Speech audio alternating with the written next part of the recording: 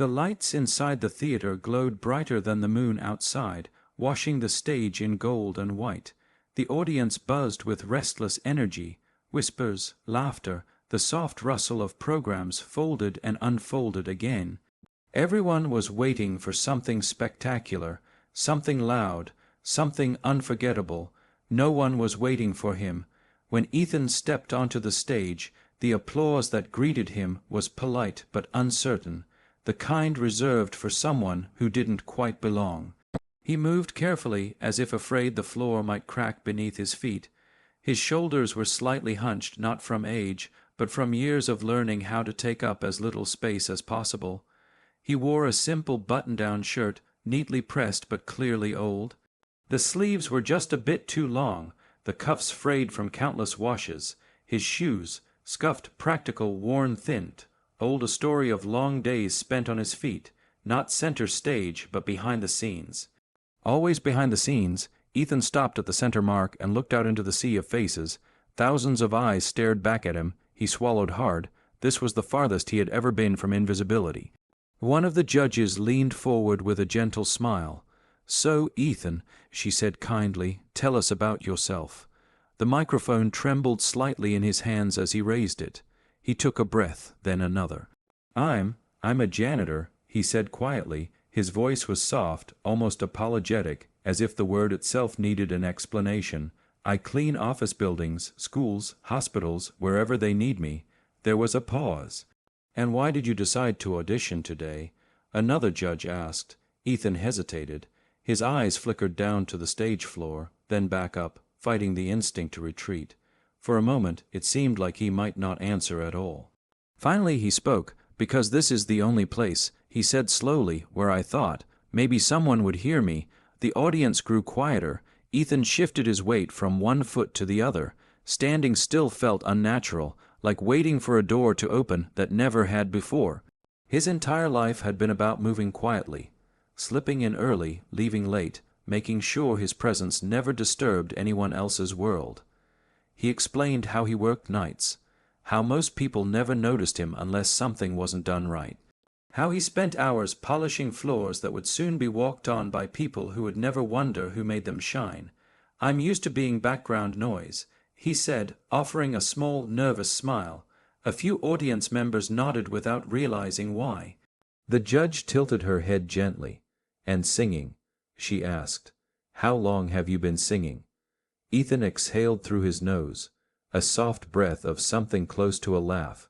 "All my life," he replied, just, never out loud. That earned a few curious murmurs. He told them he sang while mopping hallways late at night, his voice echoing softly off empty walls. He sang while waiting for buses in the cold, while sitting beside hospital beds, while driving home after double shifts, when exhaustion pressed so hard on his chest that singing was the only thing that made breathing easier. No one had ever clapped for those songs. No one had ever told him to stop either. The judges exchanged glances, kind, cautious, unsure. One leaned back in his chair. "So what made you come here now?" he asked. "Why today?" Ethan's fingers tightened around the microphone. There was a moment, he said, his voice catching slightly. A small one, but it changed something. He described standing at a bus stop one rainy evening, soaked to the bone after a long shift. He'd been humming under his breath without realizing it. An older woman sitting nearby looked up at him and smiled. She told him his voice sounded like hope. "I didn't know what to say," Ethan admitted. "No one had ever said anything like that to me before." The woman had stood when her bus arrived, paused, and looked back at him. "Some gifts," she'd said, "aren't meant to stay hidden." Ethan had thought about that sentence every day since, but I almost didn't come. He confessed, "I kept thinking, maybe this isn't for people like me." The words hung heavy in the air. People like me, people who clean instead of command attention, people whose dreams are postponed indefinitely, people who believe talent belongs to someone else, someone louder, younger, braver.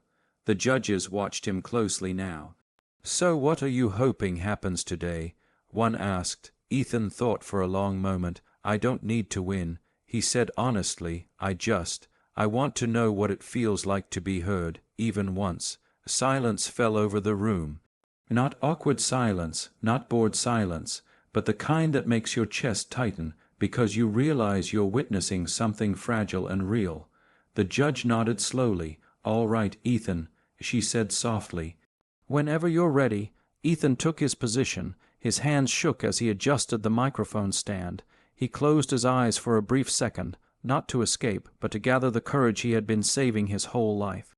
This stage didn't know it yet. The judges didn't know it yet, but everything was about to change, because the voice they were about to hear was not what anyone expected.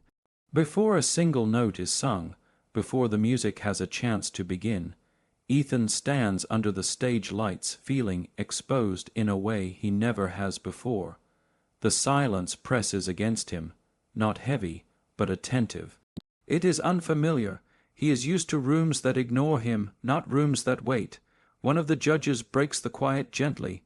"You said you've been singing your whole life," she says. "Can you tell us more about that?"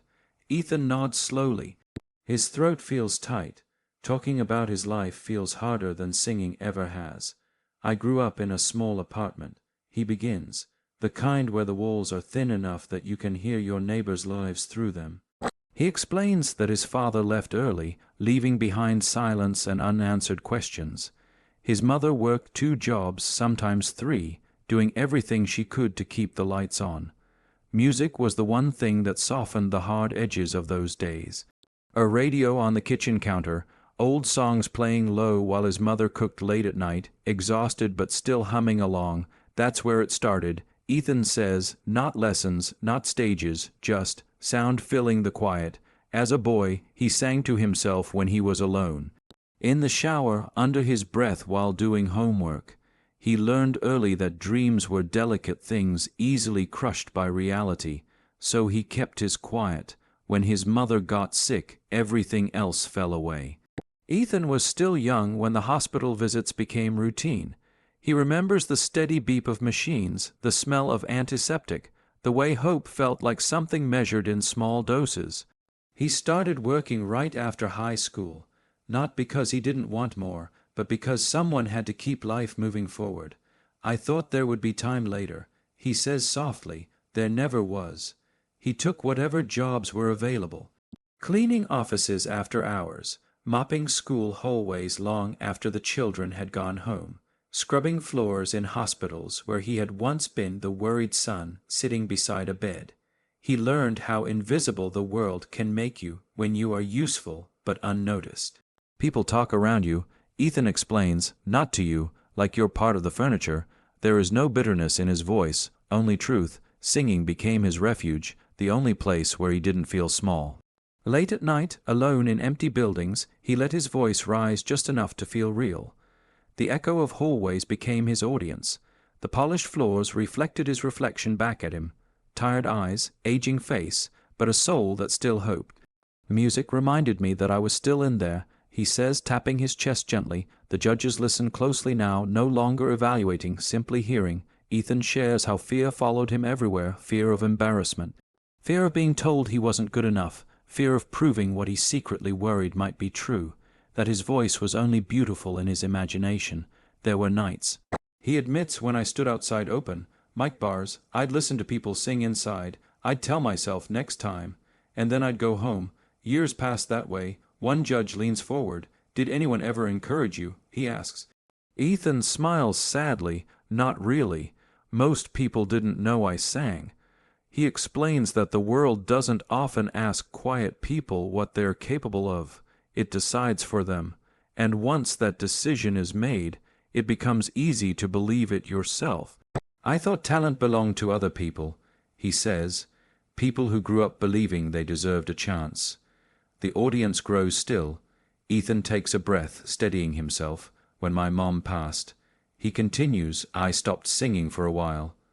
The words land softly, but they hit hard. He describes the emptiness that followed, the apartment quieter than ever, the radio silent, the songs that once felt like comfort now feeling like reminders of everything he had lost. "I didn't think music wanted me anymore," he says.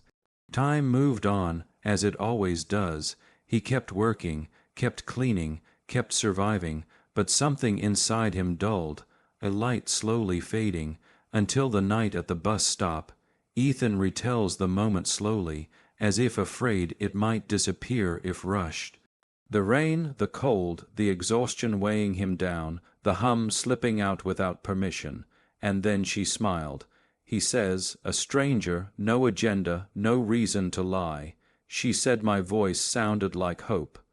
Ethan repeats, his eyes glistening. I didn't even know what that meant, but I knew it mattered. That sentence followed him home, followed him into work, followed him into sleepless nights where he stared at the ceiling, wondering what might happen if, just once, he believed her. So I looked up auditions. He says, closed the page, opened it again, closed it. The judges smile knowingly. I told myself I was too old, too ordinary, too late. The same excuses millions tell themselves every day. But something kept whispering back. Ethan says, what if you're wrong? The room feels smaller now, more intimate, as if everyone present recognizes a piece of themselves in his hesitation. So I'm here, he finishes. Not because I'm brave, but because I didn't want to keep wondering who I could have been. A long pause follows. The judges don't rush to speak, because now they understand something important.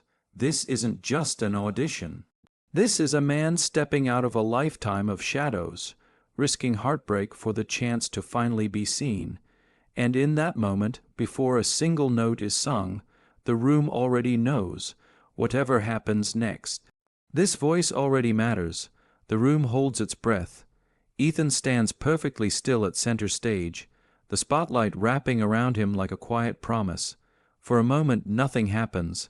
The judges wait. The audience waits. Even the air seems to pause, as if unsure what it's about to carry. The opening chords begin softly, simple, almost fragile. Ethan closes his eyes, not to hide, but to remember. He remembers the empty hallways, the late nights, the songs whispered into silence when no one else was listening. He remembers the bus stop, the stranger's smile, the words that pulled him here when fear begged him to stay home. Then he opens his mouth. And the first note escapes. It doesn't shout, it doesn't strain, it flows. Rich and warm, the sound fills the theater like a slow sunrise, spreading gently but with undeniable force. It's the kind of voice that doesn't demand attention, it earns it. A voice shaped by years of holding back, now finally allowed to exist. The effect is immediate. One judge's pen stops moving mid-scratch. Another leans forward instinctively, eyebrows lifting in quiet disbelief. The polite expressions they wore moments ago vanish, replaced by something real, shock. The audience reacts before they realize they are reacting. Conversations stop, bodies still. A ripple of recognition moves through the room as if everyone has silently agreed, this is different. Ethan continues. The second line carries more weight. There's texture in his voice, grit softened by tenderness. Every note feels lived in, like it has a history. This isn't a performance learned for a competition. This is a life speaking. A woman in the audience brings a hand to her mouth. The camera cuts to a judge whose eyes glisten. He blinks, caught off guard, then nods slowly to himself, as if acknowledging something he hadn't expected to find tonight. Ethan doesn't open his eyes. He doesn't need to. For the first time, he isn't worried about being seen. He's too busy being felt. As the melody builds, so does his confidence. Not loud, not flashy, but steady. Like someone who has carried heavy things for a long time and learned how to stand anyway. The lyrics tell a story of longing and endurance, of waiting, of believing in light even when it feels far away. Every word lands heavier because Ethan knows exactly what they mean. He isn't pretending. Halfway through the song, something shifts. The judges stop evaluating. They start listening. One of them exhales slowly, leaning back in his chair, shaking his head in disbelief. Another presses a hand to her chest, eyes never leaving the stage. This voice. She whispers, not realizing her microphone is still on. The audience hears it, and somehow that makes the moment even more powerful. Ethan reaches the chorus. His voice rises, not in volume but in emotion. It cracks just slightly on a note, not from lack of control, but from the weight of everything he's held inside for decades. The imperfection makes it perfect. That's when the first tear falls in the crowd, then another. People aren't crying because the song is sad, they're crying because it's honest. Ethan finally opens his eyes and sees them. He sees strangers leaning forward, hanging on every note. He sees hands clasped tightly together. He sees judges who no longer look like gatekeepers, but witnesses. For a fleeting moment, doubt flickers through him. Is this real? Then he sings again. The final verse is quieter, more intimate. He pulls the room toward him instead of pushing sound outward. His voice softens, but its impact deepens. It's as if he's singing to one person at a time. A man in the audience wipes his eyes, embarrassed but unmoved by the instinct to hide it. A woman closes her eyes, letting the sound wash over memories she didn't know she was carrying. This voice doesn't belong to a stereotype. It belongs to everyone who ever felt unseen. As the last note approaches, Ethan holds it gently, long enough to let it breathe, short enough to keep it tender. When he finally releases it, the sound lingers in the air like a heartbeat refusing to fade. Silence follows, not the awkward kind, the sacred kind. For one long second, no one moves, no one speaks. The room feels altered, like something has been placed there that wasn't before. Then the audience erupts. Applause crashes forward, sudden and overwhelming. People leap to their feet without planning to. Cheers rise from every corner of the theater. Ethan stands frozen. His hands tremble again, but this time it isn't fear. It's disbelief. He looks at the judges. One of them is standing now, clapping slowly, eyes locked on Ethan with an expression that is part amazement, part gratitude. Another laughs softly through tears, shaking her head as if trying to wake herself from a dream. The judge closest to the microphone finally speaks. That, he says, voice unsteady, was not what any of us expected. The crowd cheers louder. Ethan swallows hard. He doesn't know what happens next. But he knows something has already changed. For the first time in his life, his voice didn't echo off empty walls. It landed, and in doing so, it proved something powerful. Sometimes the most extraordinary sound comes from the quietest lives. All it needs is one moment to be heard. The applause doesn't fade quickly. It crashes over Ethan like a wave he never saw coming. Loud, unrelenting, impossible to ignore. The sound fills the theater, pressing against his chest until his breath catches. He stands there, stunned, as if the floor beneath him has shifted into something unfamiliar. For the first time in his life, he doesn't know where to look. People are standing, clapping, cheering his name. His name. Ethan's hands hang awkwardly at his sides.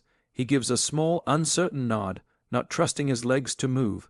His heart races, pounding so hard he can hear it over the applause. Then he sees the judges. One of them is already on their feet, clapping slowly, deliberately, like someone acknowledging something sacred. Another is wiping at their eyes, clearly trying to compose themselves before speaking. The third leans forward, elbows on the desk, staring at Ethan with a look that isn't judgment. It's respect. The applause softens, then fades, but the energy remains, thick, electric, alive. The first judge clears her throat. "I want to say something," she begins, her voice steady but emotional, and I don't say this lightly. She pauses, searching for the right words. People come onto this stage every day wanting to be seen, wanting to be famous, wanting to win. She looks directly at Ethan. "But you didn't come here for that, did you?" Ethan shakes his head gently. His throat feels too tight to speak. "You came here because you spent your whole life being invisible." She continues, "And tonight, you reminded us that the most powerful voices often belong to the people we overlook." The audience responds with a wave of applause, softer now, more reverent. Another judge leans toward his microphone, eyes shining. "I'm going to be honest with you," he says. "When you walked out, I thought this was going to be a sweet moment, maybe a nice story." He exhales, shaking his head in disbelief. "But what you gave us was something rare." He gestures toward the stage. That wasn't just a song, that was a life. Ethan feels something inside him crack open. The third judge speaks next, her voice trembling just slightly. You sang with humility, she says, with restraint, with truth, and that takes more courage than hitting the loudest note in the room. She pauses, swallowing. You didn't perform at us, you invited us in. Ethan presses his lips together, fighting the rush of emotion threatening to spill over. Then the host approaches, sensing the weight of the moment. Ethan, he says gently, how are you feeling right now? Ethan lets out a shaky breath. I feel, he begins, then stops. The audience waits. I feel like I've been holding my breath my whole life. He finally says, and I just exhaled. A murmur ripples through the crowd. I didn't know if my voice belonged here, Ethan continues. But standing here now, I think maybe it belongs everywhere. The words surprise even him. The judges nod slowly. One of them leans forward again. You mentioned earlier that you dedicate your singing to people who feel invisible, he says. Is that who this performance was for? Ethan doesn't hesitate. Yes, he replies, for anyone who's ever been told, directly or quietly, that they don't matter. His voice wavers. For the people who clean after everyone leaves, who take care of others and forget themselves, who carry dreams in their pockets because they're too afraid to take them out. The theater grows still. I wanted them to know, he adds softly, that being quiet doesn't mean being small. That's when something remarkable happens. A woman in the audience begins to clap, slowly at first, then others join her. Not loud applause, not cheering, just acknowledgement. The judges stand again, one by one. The standing ovation isn't about the competition anymore. It's about recognition, about dignity, about seeing someone who spent a lifetime unseen, and choosing finally to look. Tears slip down Ethan's face now, unashamed. He wipes them away with the back of his hand, laughing softly at himself. I didn't expect this, he admits. No one ever does. One judge replies gently. The host smiles. Ethan, he says, you didn't just sing tonight. He gestures to the audience. You changed the room. And it's true, something intangible has shifted. Strangers exchange glances, sharing a quiet understanding. For a brief moment, the world feels softer, kinder. Ethan steps back as the judges prepare to make their decision, but the outcome already feels secondary, because something far more important has happened. A man who once believed his voice was meant only for empty hallways now stands in front of thousands who listened and heard, and in doing so, he gave permission to everyone watching to believe the same about themselves. This wasn't about talent alone, it was about compassion, about what happens when we stop underestimating the quiet people among us. As Ethan looks out over the crowd one last time, he realizes something profound. He didn't just step into the light. He became it. The stage lights dim slowly as Ethan steps away from the microphone, but something far brighter than the spotlight follows him. It's the feeling of being seen. Backstage is quieter than the stage, yet the silence feels different now. It no longer echoes with doubt. It feels full, like a breath held in gratitude rather than fear. Ethan leans against the wall for a moment, placing a hand over his chest, steadying himself as the weight of what just happened settles in. His voice still trembles inside him, not from nerves, but from wonder. For most of his life, moments passed without ceremony, days blended together, floors cleaned, trash emptied, lights turned off. He never imagined a single song could redraw the shape of his world. And yet, here he is. A production assistant offers him water. Ethan thanks her, his voice soft but stronger than before. She smiles at him, not politely, not distracted, but genuinely. That alone feels new. As he walks down the hallway, staff members stop what they're doing to nod, clap, or quietly say, "That was beautiful." Each word lands gently, as if the universe is carefully proving something he's long struggled to believe. That his voice matters. Later, alone in the dressing room, Ethan sits and stares at his reflection. The same tired eyes look back at him, the same lines on his face. He doesn't look transformed, but he feels it. He remembers every time he sang into empty spaces, hallways that never applauded, nights that never answered back. For years, he thought those songs disappeared into nothing. Now he understands. They were preparing him. Outside the theater, The audience spills into the night air, still buzzing with emotion. Strangers talk to strangers. They don't just discuss the performance, they share pieces of themselves. I never thought someone like me could do that. That reminded me of my dad. I've been hiding my dream too. Ethan's voice travels home with them, not as sound as courage. In the days that follow, messages pour in. People write about singing again after years of silence, about finally applying for the job they thought they didn't deserve, about choosing kindness where judgment once lived. Ethan reads every message slowly, carefully, as if afraid they might vanish if rushed. He never thought his voice could help anyone. He never thought his life could inspire. One evening, as he finishes another long shift, he pauses in an empty hallway. The floor gleams beneath the lights, just like it always has. For the first time, he doesn't feel invisible standing there. He takes a breath and sings, not because no one is listening, but because someone always is. Back on the judges' panel, the moment lingers too. They speak of Ethan often, not as a contestant, but as a reminder. A reminder that talent doesn't always arrive wrapped in confidence, that greatness doesn't always announce itself, that sometimes the most powerful thing a person can offer the world is their truth, shared quietly, honestly, without expectation. Ethan's journey doesn't end with applause. It begins with belief, belief in himself, belief in the quiet dreamers, belief that kindness can change the course of a life. The narrator's voice softens as the story draws to a close. Somewhere, right now, someone is holding back a gift they don't think the world wants, but the world does. It always has. Ethan didn't raise his voice to be heard. He simply stopped hiding it, and in doing so, he lit a gentle flame, one that spreads not through noise, but through hope, because sometimes the voice no one expects is the one that reminds us who we are. Closing line for spoken narration: never underestimate a quiet soul, or the courage it takes to finally speak.